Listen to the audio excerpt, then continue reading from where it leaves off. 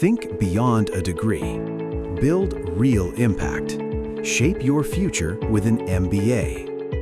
From IILM University.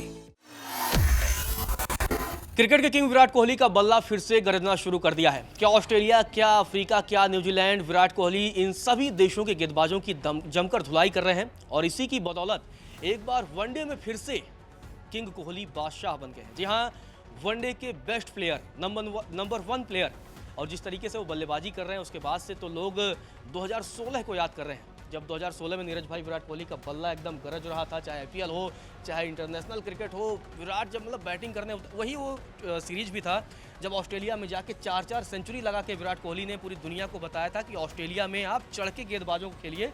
Mitchell Johnson, वो एकदम French cut, उनकी वो दाढ़ी और मूछें बड़ी बड़ी, मिचेल जॉनसन ने लोगों को परेशान किया था। विराट कोहली उनको चल चल के चौके मार रहे थे और अब आईसीसी रैंकिंग में एक बार फिर से नीरज भाई विराट कोहली बादशाह, किंग इज बैक। बिल्कुल, किंग इज़ ऑलवेज बैक, ये होना भी था और ये उम्मीद कर भी सकते थे क्यों। और अगर अब आईसीसी की रैंकिंग्स की अगर बात की जाए तो जो ताज़ा आईसीसी की रैंकिंग्स कुछ देर पहले ही सामने आई उसके हिसाब से विराट कोहली एक बार फिर से नंबर 1 पायदान पर पहुंच गए हैं 785 रेटिंग्स के साथ। इसके बाद जो दूसरे नंबर पर हैं न्यूजीलैंड के बैटर हैं डैरल मिचेल, जो कि 784, 1 पॉइंट का गैप है विराट और डैरल मिचेल में। यानी कि अगर यहाँ विराट ज़्यादा रन करते हैं और अगर मिचेल इस दूसरी बार जब बैटिंग करने आएंगे तो वहाँ पे अगर करते हैं तो इसमें हेरफेर दिख नहीं सकता है। इसके अलावा तीसरे पायदान पर रोहित शर्मा है, ये अभी कुछ टाइम पहले नंबर 1 पे थे और क्योंकि रोहित का हालांकि कोई बड़ी नॉक नहीं आया, इस वजह से शायद ये रैंकिंग्स में थोड़ा नुकसान हुआ। 775 रेटिंग पॉइंट्स के साथ तीसरे नंबर पर। इसके अलावा फिर इब्राहिम जादरान है चौथे नंबर पर। इसके बाद शुभमन गिल जो कप्तान है टीम इंडिया के, वो 5वें नंबर पर। तो इस तरह से वो पूरा सिलसिला चलता है। बाबर आजम भी हैं इसके में, मतलब कुल पहले 3 नंबर पर बदलाव हुआ, बाकी का नीचे का नंबर पहले जैसा है, एज इट इज है। बिल्कुल, बाद में तो फिर आयरलैंड के प्लेयर्स भी सामने आ जाते हैं। लेकिन कुल मिलाकर बात विराट कोहली की हो रही है और विराट कोहली जिस तरह के टच में दिख रहे हैं, निश्चित तौर पर ये डिजर्व भी करते हैं इस पायदान को, क्योंकि आपको याद होगा कि ऑस्ट्रेलिया में 2 डक के बाद जिस तरह से उन्होंने वापसी की थी, अब तक लगातार, चाहे वो विजय हजारे ट्रॉफी हो, चाहे न्यूजीलैंड सीरीज हो या फिर अफ्रीका सीरीज हो, उस सब में लगातार परफॉर्म कर रहे हैं। और न्यूजीलैंड के खिलाफ भी पहले मैच में सेंचुरी ऑलमोस्ट आ ही गई थी, वो 54 सेंचुरी उनकी होती, 7 रन से चूक गए। बिल्कुल, विराट के फैंस तो एक एक पारी को बहुत ध्यान से काउंट कर रहे हैं कि किस तरह से वो जो टारगेट है लगातार शतकों का वो पूरा हो जाए और किस तरह। और काफ़ी डिसअपॉइंटमेंट हुआ फैंस को, क्योंकि लग रहा था कि ऑलमोस्ट ये क्लियर था ही कि शतक पूरा होगा, लेकिन अनफॉर्चुनेटली वो ऊपर से जा नहीं पाई बॉल और वो कैच हो गया, तो वहाँ से एक मिस हुआ। लेकिन मुझे लगता है कि आज भी जो जिस तरह से परफॉर्म, उनकी पिछली कुछ पारियों को अगर आप बताएं दर्शकों को कि किस तरीके से वो एडिलेड और पर्थ में 0 पर आउट होने के बाद सिडनी में वो नॉट आउट, आई थिंक 74 की नॉक आती है और उसमें भी वो नॉट आउट रहते हैं, और उसके बाद तो फिर अफ्रीका के खिलाफ 2 सेंचुरी, तीसरे वनडे में नॉट आउट इनिंग मैच जिता के जाना, फिर उसके बाद न्यूजीलैंड के विजय हजारे ट्रॉफी जाते हैं, वहाँ भी सेंचुरी लगाते हैं, और उसके बाद से फिर जब न्यूजीलैंड के खिलाफ पहले वनडे में भी 93 रन बेमिसाल पारी। तो मतलब वो थोड़ी उनकी कुछ पिछली पारियों के बारे में बताइए कि किस तरीके से विराट वो 2016 वाले वो टच में नजर आ रहे हैं। बिल्कुल, अगर ये 2026 को निकाल दिया जाए तो हमेशा विराट के फैंस ये मान के चलते हैं कि वो पीक का वक्त था जब विराट कोहली सबसे ज़्यादा जो है उस दौर में सबसे अच्छा परफॉर्म कर रहे थे। उनकी हर पारी, जो जितनी भी यादगार पारियां, शायद उसी दौर के वक्त की है। लेकिन हालांकि बीच बीच में पारी कुछ ऐसी खेली है जो हमेशा ही याद रहेगी फैंस के जहन में। मैं याद करूं 2016 में वो 82 की पारी, शायद semifinal T20 world cup, 82 something था ऑस्ट्रेलिया के खिलाफ, वो मोहाली वाला मैच। विराट को खुद भी मानते हैं कि उनकी बेस्ट इनिंग वही है। हालांकि वो फाइनल इंडिया हार गई उस टाइम, शायद वेस्ट इंडीज से इंडिया हारी। 2016 ऑस्ट्रेलिया में जाके लगातार शतक लगाना, आईपीएल में शायद 974 या कुछ रन बनाना, या 972, मतलब 900 से ज़्यादा ऐसे कुछ रन बनाना।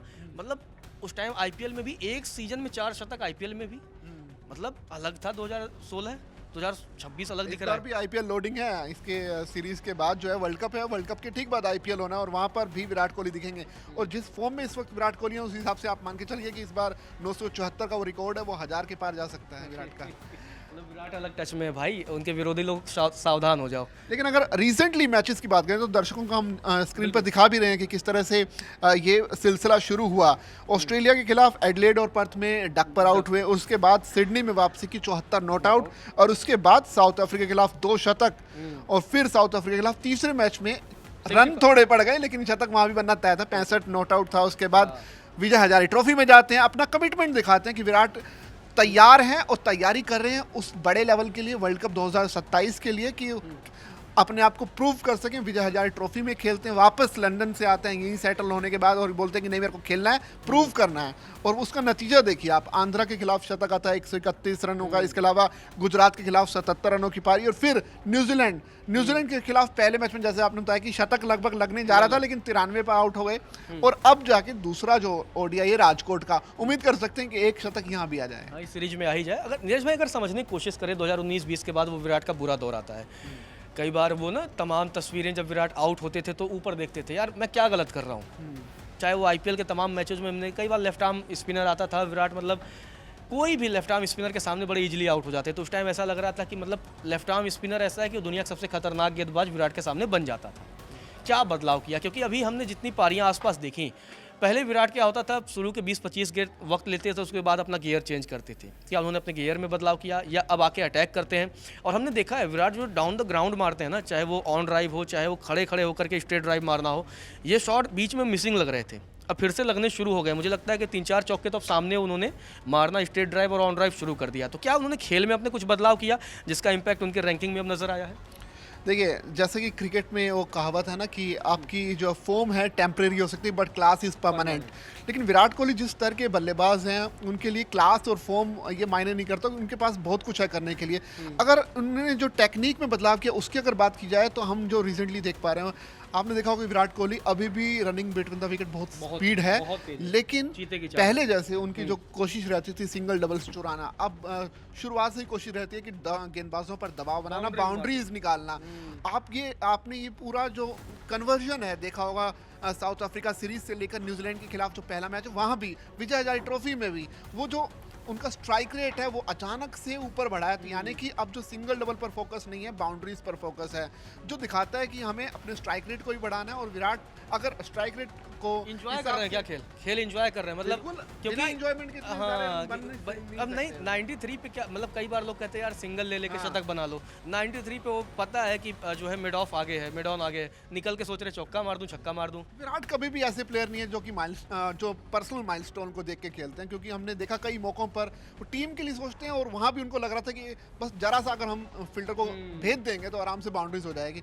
उनको ये नहीं था कि मैं खुद मेरा 93 और मैं 7 जो है सिंगल्स लेके या इधर उधर से चुरा के अपना आराम से 100 मार सकता हूँ, लेकिन विराट को लग रहा था कि ये मारने की बॉल है, मार सकते हैं, अनफॉर्चुनेटली कैच हो गया। तो होता है क्रिकेट में। उम्मीद है अभी 2 मैच बचे हैं, आज का मैच है और अगला भी मैच न्यूजीलैंड के साथ बचा है, तो विराट के फैंस यही उम्मीद कर रहे हैं भाई विराट रन मशीन बने रहे और किंग इज बैक है, तो भाई किंग से रन बने और शतक बने, सिर्फ रन नहीं नीरज भाई, शतक बनने चाहिए। विराट से मतलब लोग शतक की उम्मीद कम से कम करते हैं। नहीं, शतक की उम्मीद तो हर प्लेयर से होती है, लेकिन विराट से इसलिए ज़्यादा हो रही है ना कि वो जो सचिन तेंदुलकर वाला जो रिकॉर्ड है ना वो तोड़ना जरूरी है। विराट फैंस बिल्कुल अगर लोडेड है। हाँ, व्यक्तिगत तौर पर बोले तो मैं तो विराट का फैन हूँ, मेरे को लगता है कि वो होना चाहिए, वो बनता है भाई। अब होगा या नहीं होगा वक्त बताएगा। अगर शायद तीनों फॉर्मेट खेल रहे होते विराट तो जिस टच में अभी हैं तो साल 2 साल में वो हो भी जाता, लेकिन अब सिर्फ वनडे खेल रहे हैं और वनडे आजकल वैसे भी थोड़े कम होते हैं। पर विराट जिस फॉर्म में है वो टीम इंडिया के लिए अच्छा है, और क्योंकि अब आईपीएल भी इसी साल है तो आरसीबी के फैंस भी बहुत खुश होंगे।